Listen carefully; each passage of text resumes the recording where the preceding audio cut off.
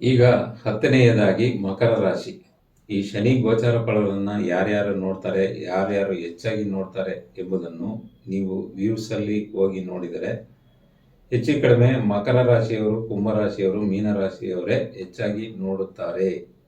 ಯಾಕೆ ಅಂದರೆ ಅವರೇ ಹೆಚ್ಚಾಗಿ ಕಷ್ಟಪಟ್ಟಿರ್ತಾರೆ, ಮುಂದೆ ಕಷ್ಟಪಡಲು ರೆಡಿಯಾಗಿರ್ತಾರೆ. ಅದರಲ್ಲಿ ಮುಖ್ಯವಾಗಿ ಮಕರ ರಾಶಿಯವರು ಇಲ್ಲಿಯವರೆಗೆ 7.5 ವರ್ಷಗಳ ಕಾಲ ಶನಿಯಿಂದ ಆದ ತೊಂದರೆಗಳಿಂದ ಬಿಡುಗಡೆ ಆಗ್ತಾ ಇದ್ದಾರೆ. ಈ ಮಾರ್ಚ್ ತಿಂಗಳು 29ನೇ ತಾರೀಕು ಶನಿ ಕುಂಭ ರಾಶಿಯಿಂದ ಮೀನ ರಾಶಿಗೆ ರಾಶಿ ಬದಲಾವಣೆ ಆಗುವ ಸಂದರ್ಭದಲ್ಲಿ ಮಕರ ರಾಶಿಯವರಿಗೆ ಸಂಪೂರ್ಣವಾಗಿ ಸಾಡೆ ಸಾತಿ ಬಿಡುಗಡೆ ಆಗಲಿದೆ.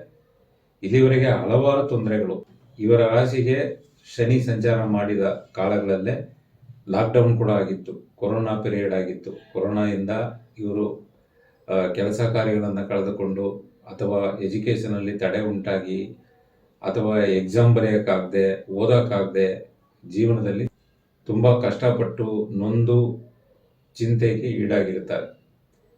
ಆ ಎಲ್ಲ ಕಷ್ಟಗಳು ಇನ್ನು ಮುಂದೆ ದೂರ ಆಗಲಿದೆ.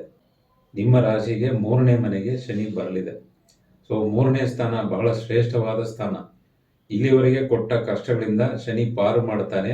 ಒಂದು ಮಾತು ಹೇಳ್ತಾರೆ, ಶನಿ ಹೋಗುವಾಗ ಕೊಟ್ಬಿಟ್ಟು ಹೋಗ್ತಾರೆ ಅಂತ. ಅದು ಯಾಕೆ ಹೇಳ್ತಾರೆ ಅಂದರೆ, ಈ 3 ಮನೆಗಳಿಂದ ದಾಟಿ ಹೋಗುವ ಶನಿ 3ನೇ ಮನೆಯಲ್ಲಿ ವಿಶೇಷವಾದ ಶುಭ ಫಲಗಳನ್ನು ಕೊಡ್ತದೆ. ಅದು ನಿಮ್ಮ ರಾಶಿಯ ಅಧಿಪತಿ ಕೂಡ ಶನಿ ಗ್ರಹನೇ. ಗುರುವಿನ ಮನೆಗೆ ಶನಿ ಗ್ರಹ ಹೋಗುವುದರಿಂದ ನಿಮಗೆ ಹೆಚ್ಚು ಹೆಚ್ಚು ಶುಭ ಫಲಗಳು ಉಂಟಾಗುತ್ತದೆ. ಇಲ್ಲಿಯವರೆಗೆ ಪಟ್ಟ ಕಷ್ಟಗಳೆಲ್ಲ ದೂರ ಆಗುತ್ತದೆ. ಮಕ್ಕಳಿಗೆ ಆರೋಗ್ಯ ಚೆನ್ನಾಗಿರ್ತದೆ. ಸ್ಕೂಲ್ಗೆ ಹೋಗೋ ಮಕ್ಕಳಾದರೆ ಚೆನ್ನಾಗಿ ಓದ್ತಾರೆ, ಮಾರ್ಕ್ಗಳು ಚೆನ್ನಾಗಿ ತಗೋತಾರೆ. ಅದರಲ್ಲಿ ಅವರ ಜಾತಕವನ್ನು ನೋಡ್ಕೋಬೇಕು. ಅವರ ಜಾತಕದಲ್ಲಿ ಇಲ್ಲದೇ ಇರುವ ಯೋಗಗಳು ಯಾವುದೂ ಬರೋದಿಲ್ಲ. ಆದರೆ ಶನಿ ಒಂದು ತೊಂದರೆ ಕೊಡುವ ಸ್ಥಾನಕ್ಕೆ ಬಂದಾಗ ಜಾತಕದಲ್ಲಿ ಎಲ್ಲೆಲ್ಲಿ ಮೈನಸ್ ಇರುತ್ತೋ ಅದನ್ನೆಲ್ಲ ಎತ್ತಿ ಕೊಡ್ತಾನೆ. ಅದೇ ರೀತಿ ಶನಿ ಒಳ್ಳೆ ಸ್ಥಾನಕ್ಕೆ ಹೋದರೆ ಜಾತಕದಲ್ಲಿ ಎಲ್ಲೆಲ್ಲಿ ಪ್ಲಸ್ ಇರುತ್ತೋ ಅದೆಲ್ಲ ನಿಮಗೆ ಹೆಚ್ಚಾಗಿ ಆಗುತ್ತದೆ. ಈಗ ಕಾಲೇಜಿಗೆ ಹೋಗೋ ಮಕ್ಕಳು ಚೆನ್ನಾಗಿ ಓದ್ತಾರೆ, ಒಳ್ಳೆ ಸಹವಾಸ ಇರುತ್ತದೆ, ಫ್ರೆಂಡ್ಸ್ಗಳಿಂದ ಅನುಕೂಲ ಉಂಟಾಗುತ್ತದೆ. ಇಲ್ಲಿವರೆಗೆ ಫ್ರೆಂಡ್ಸ್ಗಳು ಯಾವುದೇ ಒಂದು ಸಪೋರ್ಟ್ ಮಾಡದೆ ಇದ್ದಿರಬಹುದು, ಈಗ ಎಲ್ಲ ಸಪೋರ್ಟ್ ಮಾಡ್ತಾರೆ. ನೆಂಟರುಗಳೆಲ್ಲ ದೂರ ಆಗಿದ್ದರು, ಈಗ ಎಲ್ಲರೂ ಬಂದು ಸೇರಿ ಹೊಗಳುತ್ತಾರೆ.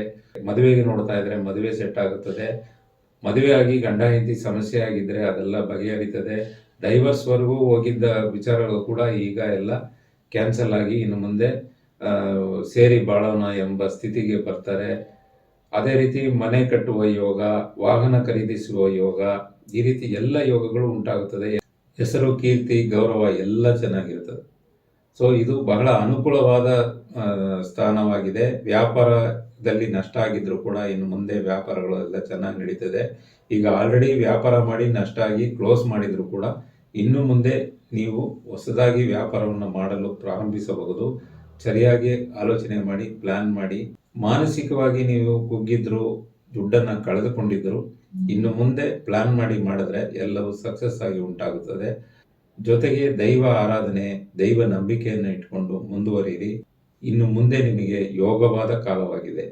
ನೀವಿನ್ನೂ ನಮ್ಮ ಚಾನಲ್ಗೆ ಸಬ್ಸ್ಕ್ರೈಬರ್ ಆಗಿಲ್ಲ ಅಂದರೆ ಈ ಕೂಡಲೇ ಸಬ್ಸ್ಕ್ರೈಬರ್ ಆಗಿ, ಲೈಕ್ ಮಾಡಿ, ಕಮೆಂಟ್ ಮಾಡಿ, ಶೇರ್ ಮಾಡಿ.